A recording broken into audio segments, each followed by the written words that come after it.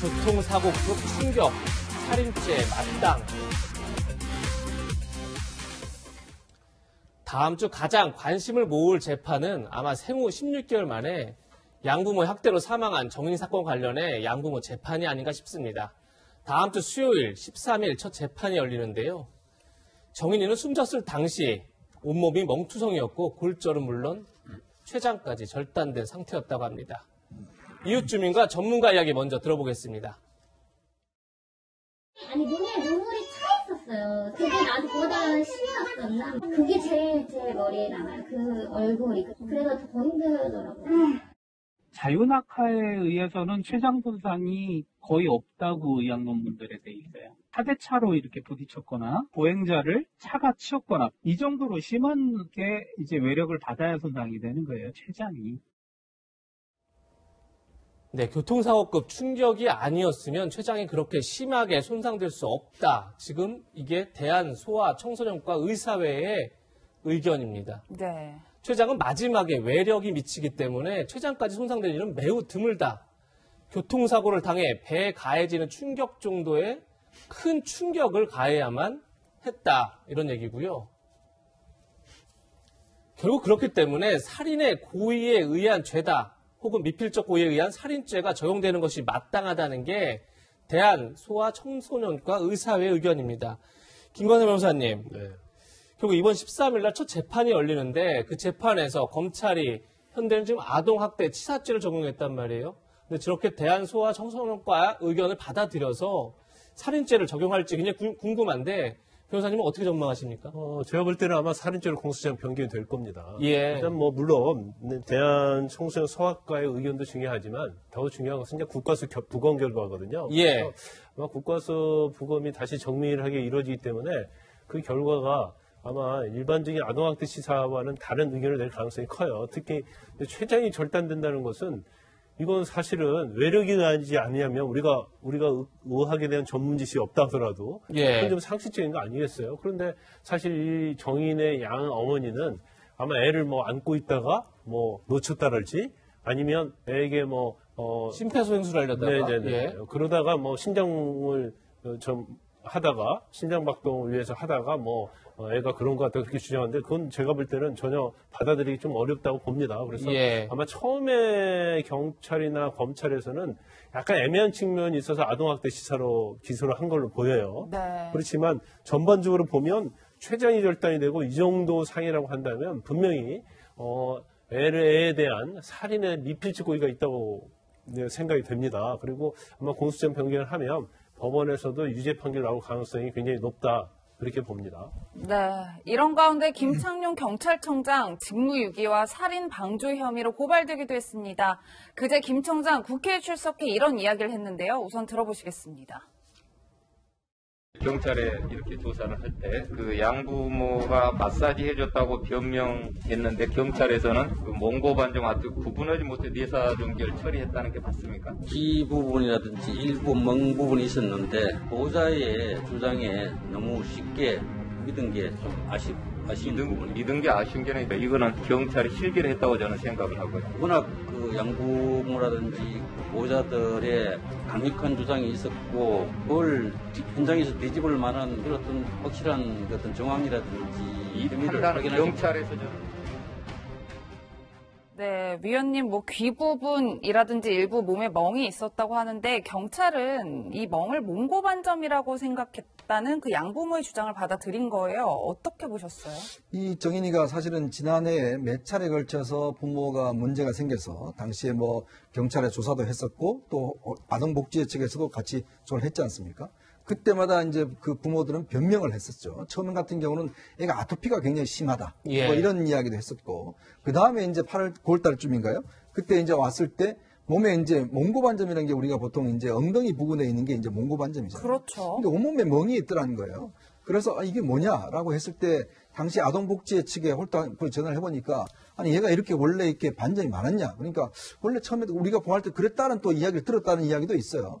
그래서 경찰이 이 부분에 대해서 저 부모 주장을 믿고 그냥 이게 몽고 반점이 온몸에 있는 모양이구나라고 생각했다는 것이거든요.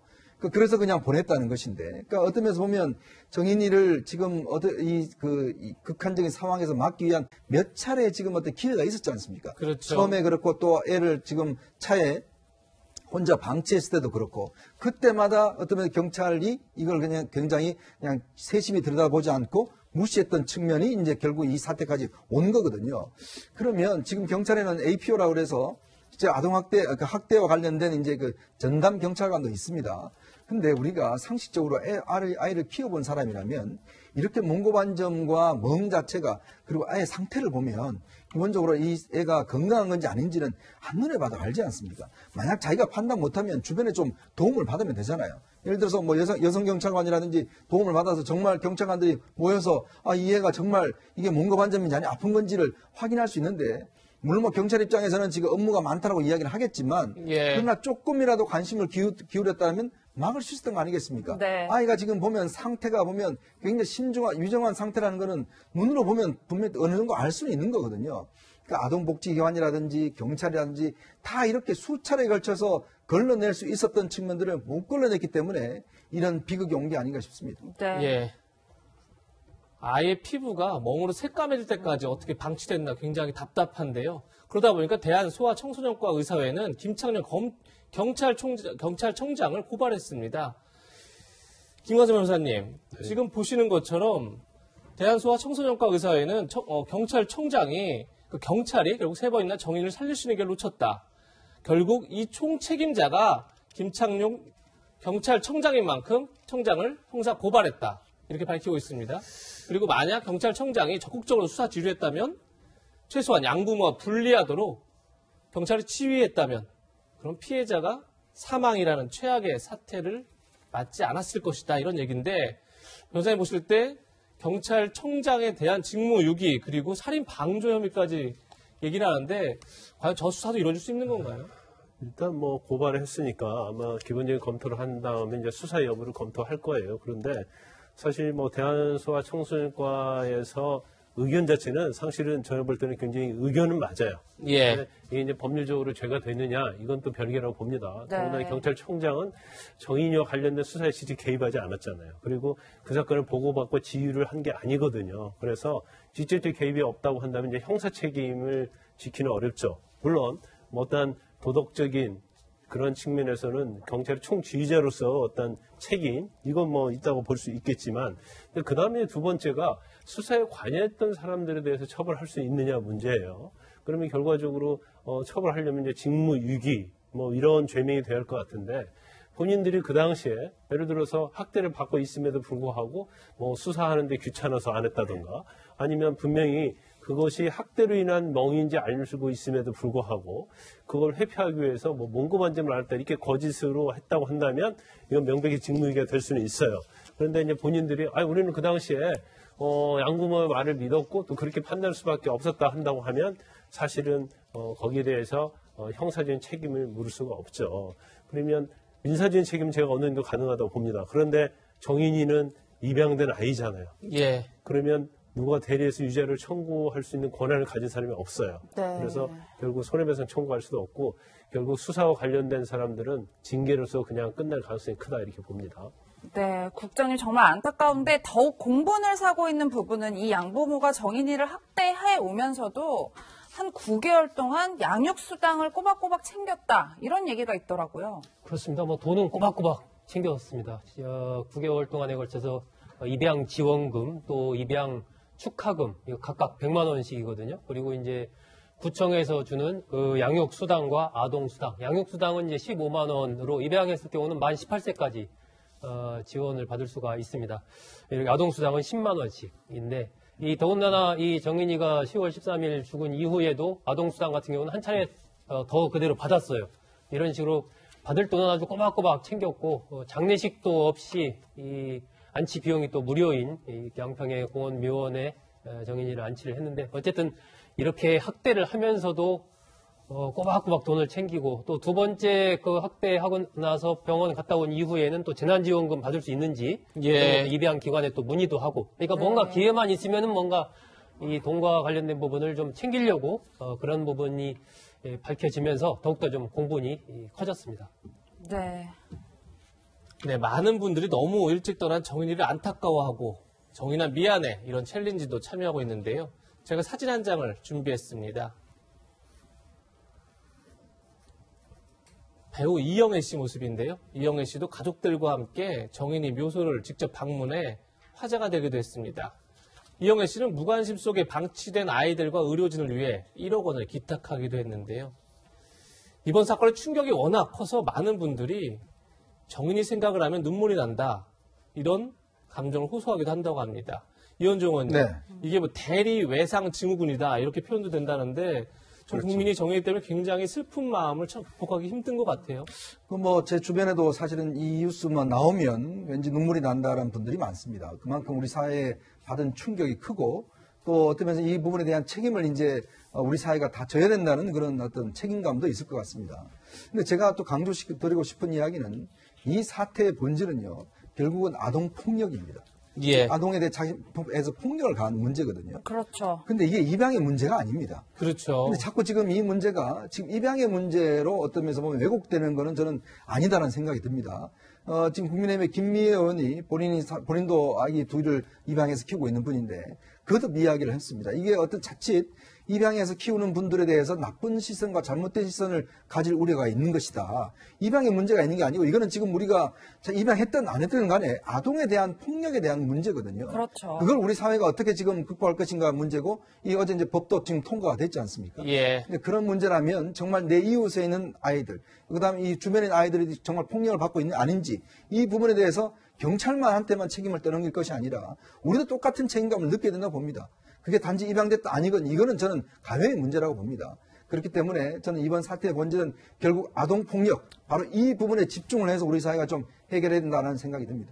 네. 앞서 말씀 주신 대로 정인이 사건으로 마음고생하는 분들 또 있다고 합니다. 바로 입양 가정인데요. 이들에게 좋지 않은 시선을 보내는 경우도 참 많다고 합니다. 입양 가정의 이야기 들어보겠습니다. 보통 하루에 한 서너 건씩 전화가 오고 있고요. 이게 잘한 선택인가? 과연 내가 이걸 계속 해야 되는가? 고민하고 있다. 아가를 보내는 것은 너무 자기가 위험하다는 생각이 들었다 이렇게 말씀하시더라고요. 저희를 잠재적인 폭력의 가정으로 바라보는 시선은 아닐까 이런. 저는 하고 싶은데 주위에서 이제 그런 반대를 내가 무릅쓰고 할 수 있을까. 네, 입양 자체에 대해서 안 좋게 보는 시선은 절대 있어서는 안 되겠죠. 그렇죠. 조금 전에 말씀하신 것처럼 어제 국회는 그동안 묵혀뒀던 아동학대 처벌법, 일명 정인이법을 부랴부랴 통과시켰습니다. 김관세 변호사님, 네. 어떤 내용이 담긴 건지, 그리고 이 법으로 인해서 이제 앞으로는 아동학대 근절할 수 있는 건지 한번 짚어주시죠. 일단 내용은 아동학대 신고를 받으면 즉시 수사 또는 이제 조사하도록 되어 있어요. 예. 그리고 아동학대 행위자하고 피해자 아동을 분리해서 조사하도록 되어 있고, 또 아동학대 행위자가 출석, 진술, 자료 제출 등 이러한 의무를 위반할 때는 또 제재하도록 되어 있고요. 또 이 학대 범죄 사건의 어떤 증인들에 대해서는 신변 안전 조치 조항이 신설이 됐는데 이게 근본적으로 아마 아동학대를 막는 데는 크게 도움이 저는 될까 그런 의구심을 갖고 있어요. 네. 예. 그 이유는 근본적으로 사실 지금 제도적인 문제에 있어서도 여러 가지 문제가 있는데 우리가 왜 이런 것들이 계속 반복이 됐냐면 우리 한국의 어떤 정서 특성상 그건 이제 수사하는 사람도 마찬가지죠. 되도록이면 원래 가정을 보호하려는 그런 생각을 가지고 있어요. 그러니까 원보 가정을 보호를 해야 한다. 예. 그런데 아동학대 측면에서 보면 원보 가정이 사실은 피아동에는 엄청나게 피해를 입히는 거 아니겠습니까? 그렇죠. 거기가 폭력의 현장인 거죠. 그렇죠. 그 다음에 이제 두 번째는 뭐냐면 이제까지는 아동하고 그 다음에 부모가 분리를 적어도 두 번째 학대 때부터 분리하도록 되어 있거든요. 근데 첫 번째 학대도 이게 심각하고 정말 이게 징계 차원이 아니었다고 한다면, 물론 징계도 안 된다고 저는 생각합니다만, 네. 그러면 아동을 다시 원보 가정으로 돌려보내는 것은 공포 장소로 돌려보내는 거거든요. 그래서 이런 근본적인 것들이 좀, 수정이 좀 돼야 하고요. 예. 그 다음에 세 번째로 제가 들어보니까 이 분리하는데 분리할 그런 기관이 별로 마땅치 않다는 거예요. 예. 근데 분리하고 싶어도 분리할 기관을 찾는데 시간도 많이 걸리고 또 적당한 장소가 없어요. 그러면 아동을 보호할 장소가 별로 그렇죠. 없는 그러면 거죠. 이런 보호할 장소를 사실은 확대하고 신설하는 게 중요한데 그런 것들이 좀 빠지지 않았는가. 그래서 사실 이제 근본적인 문제에 대한 인식이 중요하지 이런 문제가 있을 때마다 땜질식으로 뭐 여러 가지 만들었고 또 더군다나 중요한 것들은 국회의원들이 하는 것이 그거 아니에요? 무조건 처벌 강화. 이거 예. 이외에는 없어요. 그것은 사후 약방문이지 예방지 차원은 되지 않는다. 이런 말씀을 드리고 싶습니다. 네, 양부모에 대한 재판을 계속 지켜봐야 할 것 같고요. 이번에는 또 공분을 사고 있는 인물에 대한 이야기 한번 해보겠습니다. 위원님, 네. 누구에 관한 이야기인가요? 조두순에 관한 이야기입니다. 지금 조두순이 출소해서 지금 일단 뭐 안산 쪽에 살고 있고 최근에 아마 또 외출까지 했다고 그러더라고요. 뭐 커피숍을 차리고 싶다 뭐 등등 이런 이야기도 있다고 하는데 지금 일단 조두순에 대해서 지금 기초생활수급 이제 신청을 했다고 합니다. 네. 이 조두순 같은 경우에 지금 일단 이 법상으로 보면 이미 65세가 넘어 69세예요. 예. 부인도 이제 65세 가까워지는데 지금 수입이 없습니다. 그리고 전 재산이 지금 집 보증금 한 1,000만 원 정도밖에 안 되기 때문에 기초생활 수급을 받을 수 있는 조건은 다 갖춰져 있는 상황입니다. 예. 이제 그렇다 보니까 이렇게 신청하게 되면 기초생활 수급하고 노인연금하고 해서 한 120만 원 정도를 매년 주거 보장 등등해서 매달요? 매달 받을 수 있다는 예. 거죠. 네. 이제 그렇게 되면 뭐 어느 정도의 생활은 아마 유지할 수 있을 겁니다. 원래 이게 이제 범죄자들한테도 다 주게 하는 게 자칫하면 이렇게 생존을 하는데 필요한 돈을 주지 않으면 다른 범죄로 또 이어질 수 있기 때문에 그 차원에서 일단 주는 거긴 하지만 그러나 또 한편으로 보면 과연 이런 범죄자한테도 또 줘야 되는가라에 대한 또 국민적인 어떤 감정도 있는 것입니다. 그렇지만 또 안 줄 경우에 이걸 또 어떻게 할 것이냐. 그러면 또 다른 범죄를 저질 수 있는 건 조장할 수밖에 없지 않느냐. 이런 또 어떤 현실적인 한계가 있는 것 같아요.